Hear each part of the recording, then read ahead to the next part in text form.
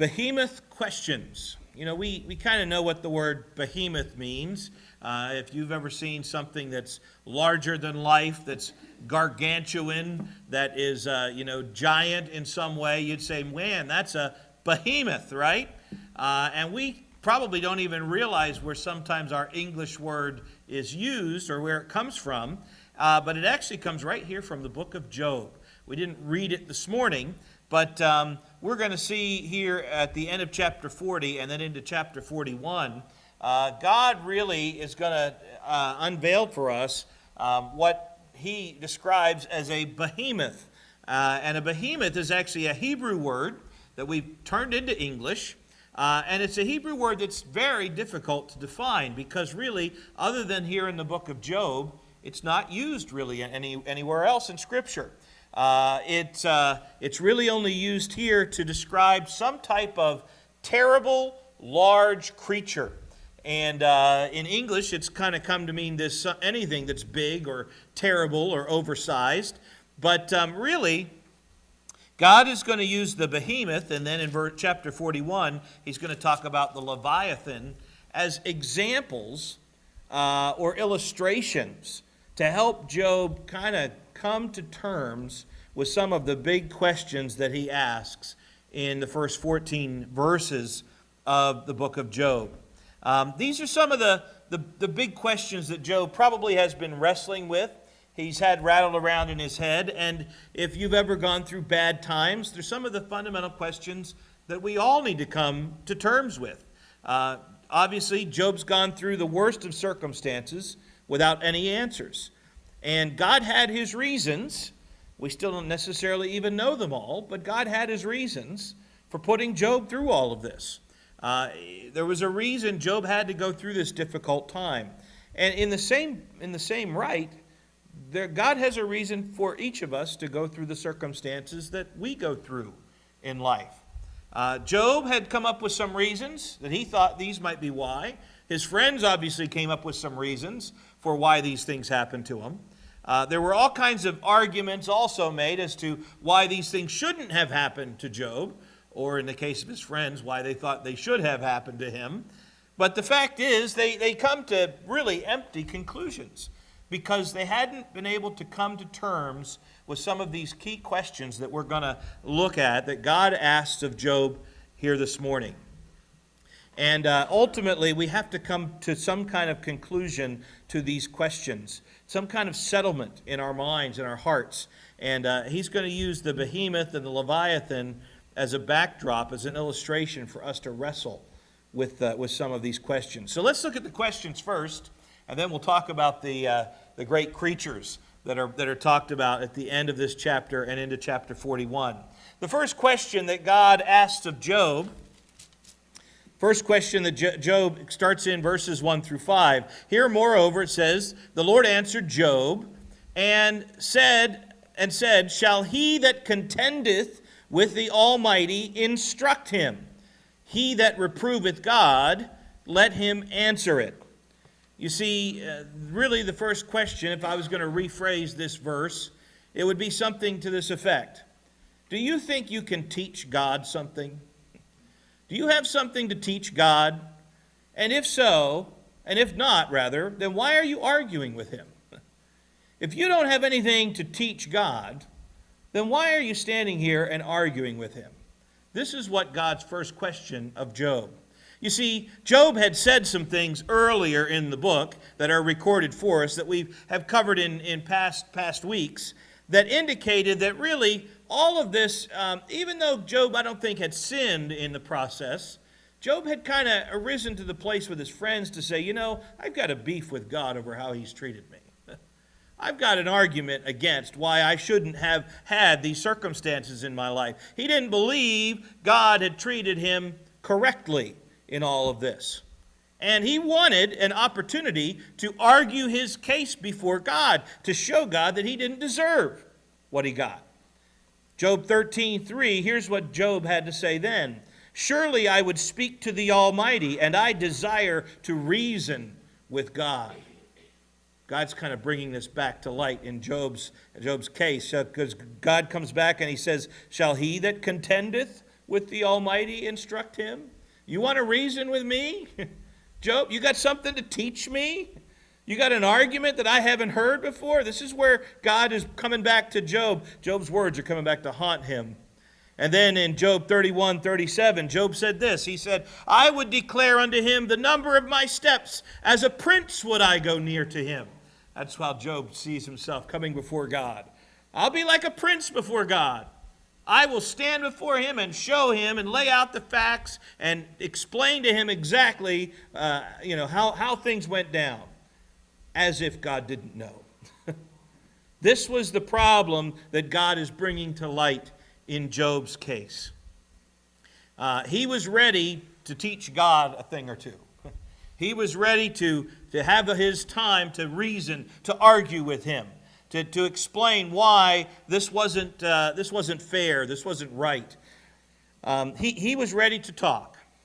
Have you ever met that person who's always ready to say something, always ready to give an argument? Someone who, you're having a conversation with them, but really your end is just they're waiting for you to get done so they can talk, right?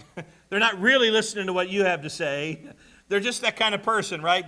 That just always ready. The time you're talking is just the time they're waiting to think through their argument so they can pounce, right? They really have nothing to do with what you have to say. This is the idea here. They're always looking for that argument. They're always ready to take up an opposite viewpoint from you.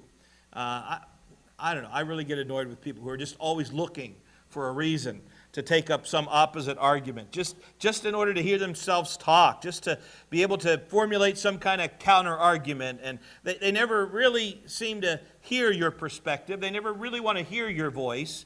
And they don't really believe that you have anything to explain to them. They just want to make sure they get their point across. Well, sometimes we do get that way with each other.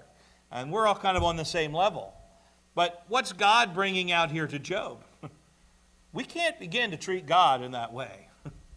We can't always be saying, well, God, yeah, I hear your voice. I read your Bible. I've done this. I've prayed. But you know what? Really, I've just been sitting back and stewing over the arguments as to why my situation is unique, why my steps are different, why my things are special in some way, and why you've misjudged what it is that my circumstances are all about. What right do we have to teach God? To come to him and say, hey, you misjudged me, God. I'm a special case. You lumped me in with everybody else. Maybe they all deserve those circumstances, but I sure don't. This is the problem with Job.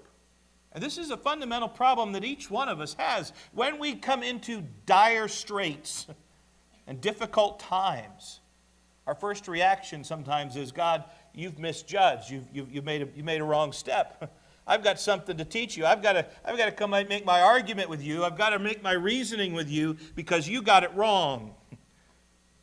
But Job recognizes just in God's demeanor with this first question, he immediately recognizes his mistake. In verse 3, Job answers the Lord and said, behold, I am vile. What shall I answer thee? I will lay my hand upon my mouth. Once I have spoken, but I will not answer. Yea, twice, but I will proceed no further. Job says, you know what? I'm just going to sit back and shut up. I'm going to just put my hand over my mouth. I know I've said things before, and I've already said too much. This is what Job is saying. I've said things once, I've said things twice, but you know what? I'm proceeding no further. I'm putting the brakes on my mouth. I'm putting the brakes on my arguments that I might want to make before God. Job says, you're right, God. You are the teacher. I have no argument, and I just need to sit back and be the listener and the learner that you've asked me to be. And sometimes that's the hardest things that we have to learn. It's one of the big questions that we have to come to terms with.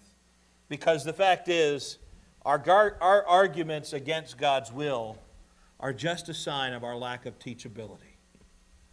Our arguments against God's will are just a sign that, hey, I maybe know more than God. I've got something to show him. As soon as we become unteachable by God, we are just allowing our stubbornness to show through. We are allowing our lack of putting God in his rightful place as the master teacher, as the authority that we are to have with him before us. And when we look at our circumstances and we just want to make an argument before God, oftentimes it just means we aren't teachable. We aren't allowing God to teach us through these times. Well, let's keep looking at the next. Verses 6 through 8. It says the second question, then God comes up to Job. He says, then answered the Lord unto Job out of the whirlwind, and said, gird up thy loins now, like a man. I will demand of thee, and declare thou unto me. Wilt thou also disannul my judgment? Wilt thou condemn me, that thou mayest be righteous? And there is the second big question that God answers for Job, and it is, what is it that you can do to revoke my decisions? Can we do anything to revoke or annul or void out what God has decided? If we really live our lives in that way, sometimes we do, then really it's a sign that we believe we're more right than God. That's really what it's saying. If you say, man, I've got these bad things going on, and you know what, I just need to, I need to be able to revoke those things that God's put into my life. It's not right. I'm gonna undo what God did. And you know, once again, God's bringing Job's own words back to haunt him. Job's desire was that he would annul what he had done. Job 13 and verses 23 and 24 says this, how many are mine iniquities and sins? Make me to know my transgression and my sin. Wherefore hidest thou thy face, and holdest me for thine enemy? You see, Job had this sense of righteousness. This, I'm right. You don't have anything to hold against me, God. You know, you don't have any right to do what you did to me. It should all just be null and void. You should undo what you've done. This was Job's argument back through the book. From a human perspective, was Job righteous? Sure. God even called Job a righteous person. But when we, like Job, tend to think that we have the righteousness of God, we've gone a step too far. And that really is ultimately what God is calling him out on. You think you can undo what God's decided in your life? You think you can revoke God's decisions and God's will? Why is it that you believe you're more righteous than God? That's ultimately what he's saying to Job here. God, really, we have to recognize, we know this to be true. We know he's almighty. We know he's powerful. We know he calls all the shots. We know he controls all the circumstances of our life. We know he's perfect. We know he's holy. We know he's righteous. We know all these things. We sing about these things. We talk about these things. But oftentimes, when the rubber meets the road, when the circumstances are at their worst, we don't believe God really is perfect. We don't believe God really did it all right. Sometimes we think we have a better, more right solution than God. When we believe the circumstances which God's permitted into our lives, that there are no good, it becomes an issue of pride.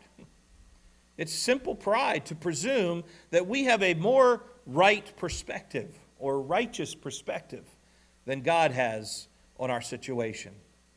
And the fact is, our righteous pride is revealed every time we believe that our God-ordained circumstances should be removed from our path. You know, we can ask God to take things from us. Paul certainly did. He asked God to take away the thorn, the flesh that he was dealing with. But you know what? In the end, what did Paul say? I can live through this. I can do all things. I can make this circumstance a part of my life because God's ordained it for me. And how often do we allow circumstances to get the best of us? And the rest of our life, we just sit around and think, man, God's just got to undo what he's done for me. God's just got to disannul these decisions, these circumstances, this bad whatever it is in my life. We all have bad things that have happened to us in our lives. We have to decide, am I more right than God? Do I really think I can disannul anything God's put into my path? Or am I going to be willing to accept this because God's chosen it for me? It's not always an easy question, and certainly a harder answer for us to come to. Let's look at verses 9 through 14. Verses 9 through 14. He says, "Hast thou an arm like God? Or canst thou thunder with a voice like him?" Of course, we know the answers to this. Do we have the arm? The arm of God is always this symbol of God's strength, of his power. He says, do you have the power that God has, Job? Can you thunder with a voice like him? Now remember, this is ironically God speaking from a whirlwind, right, before Job. He says, can you listen to me for a second? Can you speak the way I speak? Do you have the kind of power that I have? You're sitting on an ash pile. Job, you've been stripped of all your power, stripped of all your authority, stripped of all of your hope, and here I am coming to you in a whirlwind. Do you have an arm like me? This is God's argument to Job. Verses 10 to 13, not to taunt him, but really to help him to understand the perspective of where God's coming from. God says this. He says to Job, hey, deck thyself now with majesty and excellency. Array thyself with glory and beauty. Cast abroad the rage of thy wrath. Behold, everyone that is proud, and abase him. Look on everyone that is proud, and bring him low, and tread down the wicked in their place. Hide them in the dust together, and bind their faces in secret. Can Job do any of those things? No. Job couldn't do anything but wallow in his losses. But to live with the reality that his whole world had been turned upside down. He had no more ability to array himself in majesty or excellency or glory and beauty than anybody else. And he had been brought to this really low point in his life to recognize something, that he does not have the power and majesty of God. That is reserved for God alone. The question really comes down to, if we believe we have power, if we believe we have some type of majesty about us, some glory, some great thing that we are able to do or who we are, the fact is, why do you need God? Do you really need God if you've got it all together? This is ultimately where God's going with Job. He says, do you have an arm like me? Do you not need my power, Job? Go ahead and do it on your own. You don't have an arm like me? Just go ahead and array yourself in majesty. You know what? All these people that are proud out there, you just put them in their place. This is what he's telling to Job. But then Job realizes, as we all do, I don't have any ability to do that. I have no ability to have that kind of strength and majesty that God had. All of his wealth and power and prestige and authority and strength, it had all been stripped of him. And he had no power to get any of it back. Job had come to the place where he was completely and utterly destitute. Completely and utterly reliant on God's power and on his majesty. And yet, you know what? For some of us, it takes those same kind of circumstances for us to recognize God's ultimate authority in our lives as well. If you don't believe that you have the power and majesty of God, then you won't need him. But the more you recognize the great power and majesty that God has, the more you realize you'd need nothing but him. Because the more we rely on our own strength, and the more we become wrapped up in our own pride and majesty, the more we end up neglecting God's true majesty and power in our lives. And that, unfortunately, is where it takes us. So God gives Job 3 seemingly simple questions. but they're fundamental to each one of us when we approach life and when we ask ourselves, what is it that I really believe? Can you teach God? Can you revoke God's decisions? Do you have God's power and majesty? And we all can answer easily from a textbook perspective, no. But from a heart perspective, sometimes we don't answer no. And so God brings out the big illustrations. And I want us to spend a little time with these because I think they're interesting how God, Jesus spoke in parables so that we could understand, right? Help us understand things easier. Well, God didn't always speak in parables back in the Old Testament, but he certainly gave you plenty of illustrations to help you understand. And that's why he spends 14 verses here in Job 40 to give the questions, and then he gives the rest of that chapter and the entire chapter 41 to give the illustrations so we can understand, allow it to sink in to our hearts. And so he begins to talk about Behemoth. Verse 15, he says, "Behold now, Behemoth, which I made with thee, he eateth grass as an ox. Lo now, his strength is in his loins, his force is in the navel of his belly. He moveth his tail like a tall cedar. The sinews of his stones are wrapped together." As I said earlier, we don't really know what this word behemoth means. We don't have a behemoth in the zoo today. You can't go and look at the behemoth exhibit. And so there's been a lot of scholarly debate as to what animal is being described. Obviously, it's an animal. It was an animal created by God. It's an animal that eats grass. So it's an herbivore is what way we would classify him today. And then we have some other interesting details about this behemoth. Some have tried to make him out as some fictional or mythological type of creature. I think that's not likely. You see too many details being brought out here as if Job could literally just turn his head and look and see. Take a look at Behemoth over here. It's like he was painting the picture of an animal that Job would have well have known. Now some have said, well, if it's not mythological, then it's got to be a creature that we know of today. Maybe a water buffalo, or maybe a hippopotamus, or maybe an elephant. And those are all maybe, there's some credibility to some of them, but, the fact is they all miss some of the parts of this description. And specifically, I like what the Institute for Creation Research has done, Answers in Genesis regarding this. The fact is, there's this one statement, he moveth his tail like a cedar tree. It's like a tree trunk.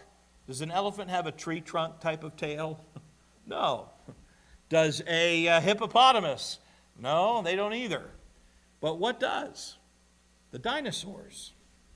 There's evidence from Institute for Creation Research, as well as evidence just in our ancient archaeological digs, that man did live at the same time as dinosaurs did. And there's every reason to believe this is what Behemoth is being described as. He eats grass. Were there dinosaurs that ate grass? Sure there were. There was the Brontosaurus. In fact, Sotheby's, and if you have a few $1,000,000 to just throw away, Sotheby's at the end of this month is auctioning off a complete Gargosaurus skeleton. It's 22 feet long. It's over 10 feet high. It's a complete skeleton, and they'll sell it to you if you've got they got the high bid. So you can go be a part of that. Dinosaurs really have always really enraptured us, especially since we began digging them up with our archaeological digs over the last number of years. And it probably is the most likely candidate for what Behemoth would have been. He could have been maybe what they used to call a Brontosaurus or a sauropod. That would have only eaten grass, and some of these lived to be 20,000 pounds. They lived to be 70 feet long. These were giant creatures. We can't even imagine what it must have been to live alongside them. Like I say, we have not just biblical evidence that these creatures were created with us, but we also have archaeological evidence that tends to miss the history books when they want to talk about them being millions of years old. But there's stone carvings at different temples and places that show pictures of stegosauruses and other types of dinosaurs. How did these ancients know to carve pictures of dinosaurs the way we have reconstructed them? Well, they probably saw them. There's tales of dinosaurs that we may have called dragons and whatnot over the years, but the fact is, it's most likely that dinosaurs were around. We found dinosaur footprints right next to human footprints. And we say, well, how did that happen? Well, it must have been some fluke of nature. Or maybe they were walking around at the same time. These are some of the things that we come back to. Well, I think Job was certainly aware of these types of creatures. And what does God say to him about the behemoth? He says, I made Behemoth. His strength is in his loins. He's got this great power, this great strength. His bones, in verse 18, are strong as pieces of brass. His bones are bars of iron. He is the chief of the ways of God. He that made him can make his sword to approach him. Surely the mountains bring him forth food, where all the beasts of the field play. Do you know where they ate? Anywhere they wanted. No one was going to stop him. That's the whole point here. No one was stopping him. He went wherever he wanted. He lieth under the shady trees, in the covert of the reeds and the fence. The shady trees cover him with their shadows. Behold, in verse 23, he drinketh up a river, and he hasteth not. He's not in a big hurry. Because you know what? No one's telling him what to do. He takes his good old time. You can't tell him. There wasn't anybody that was going to direct Behemoth. He says, Job, you grew up with these. You know what these big creatures are like. They're giant. They're huge. You have no ability to even affect one of my created things. Why do you think you have power over your circumstances? Why do you think you have the same ability that I do in terms of, you want to reason with me? You want to teach me a few things? Why is it that you think you can undo whatever I've done in your life? Why is it that you put yourself in a position that you believe you have the same type of power and majesty that I do? God, Job, you don't even have the power to direct this behemoth over here. You don't have the ability to even tell him where he can eat and where he can't. He's going to do what he wants, and you've got no say over it. And just as if that wasn't enough, what does he then go on in chapter 41? He says, let's also talk about Leviathan. And since you're already thinking of sea creatures, this is a sea creature, thinking of dinosaurs, there were a lot of ancient sea animals related to dinosaurs as well. He says in verses 1 and 2, canst thou draw out Leviathan with a hook, or his tongue with a cord which thou lettest down? Canst thou put a hook into his nose, or bore his jaw through with a thorn? Leviathan, we know, of course, is a sea creature. Again, just like Behemoth, we don't know exactly what it was. We don't have that word today to know exactly what animal is speaking to. But again, there were plenty of ancient sea animals related to the dinosaurs. Possibly this could have been a plesiosaur or a mosasaur or a megalodon. They could be 50 to 60 feet long. They were some of the largest creatures that lived in the ocean. And I don't know if you've ever thought about, even in our experience, what it would be to catch a whale. Think about it in those terms. What's he saying to Job? Job, you can put your fishing pole in the water and pull up a whale? You think your little hook's going to catch him and land him in the boat? This is what he's saying to Job. Can you draw out Leviathan with a hook? Can you catch him with a cord that you let down? You got a little string at the end of a fishing pole. You really think you can pull him out? You can't pull him out of the water. He says in verses 5 to 7, will you play with him as a bird? Or will you bind him for thy maidens? Shall the companions make a banquet of him? Shall they part him among the other merchants? Canst thou fill his skin with barbed irons, or his head with fish spears? He's saying, hey, do you think you can tame him, put him in a cage like a bird, let people play him, play with him, put him in the zoo? He says, you can't do that, Job. He says, do you think that you could make a banquet and you catch him and all have a nice big feast on him? Big fish fry. No. He says, no, you can't do that. You're not going to get him out of the water. He's too big. Verses 15 to 17. He says, his scales are his pride, shut up together as with a close seal. One is so near to another that no air can come between them. They are joined one to another. They stick together that they cannot be sundered. You can't even get something in to penetrate this animal's skin. He is so tough. He's got these scales. Verse 25, it says, when he raiseth up himself, the mighty are afraid. By reason of breakings, they purify themselves. The sword of him that layeth at him cannot hold, the spear, the dart, nor the habergeon. He esteemeth iron as straw, and brass as rotten wood. The arrow cannot make him flee. Sling stones are turned with him into stubble. Darts are counted as stubble. He laugheth at the shaking of a spear.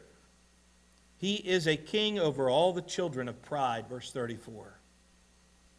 You see, you have no power over this sea creature, Job. If the behemoth didn't make my case, let me make my case with something that comes from the sea. Leviathan, another great creature you have no power over. And yet, you think you should have power over your circumstances. Yet you think you should have the right to argue with me. Yet you still haven't come to grips with these fundamental big questions of life about who I am and who you are and how different we are. These are really the behemoth questions of life. Who is your God? What is he? What do you make him out to be? What qualities does he have? Is God someone who teaches you? Or is he someone who has something to learn from you? If he's a God that has something to learn from you, then he's probably not a God worth serving. Is your God someone whose decisions for your life can be overruled by you? Is he a God you get to, veto every now and then? Or is he someone that you wholly trust to make the right decisions for your life? Because the fact is, if he's a God that you get the veto power over, he's not much of a God. Does your God have all of the power and majesty that he claims to have? Is he truly all-powerful? Does he truly deserve all of our worship? Does he truly get all of the glory for himself, or do we claim some for us? Do we claim that maybe we have our own power? We have our own glory. We have our own, a little bit of majesty, just our own little corner of it. You see, any little bit that we hold back for ourselves is a little bit that we haven't given to God. And that's ultimately the fundamental questions that God brings to Job. In the midst of difficult circumstances, dark times, we can't tame Behemoth or Leviathan. We can't even come to that place where God's own creation doesn't have its power over us. But you can come to terms with some of these questions. Just how big is your God? And do you trust him in the circumstances that you find yourself in today? And when you come to the right answers to those questions, you'll be further ahead than Job.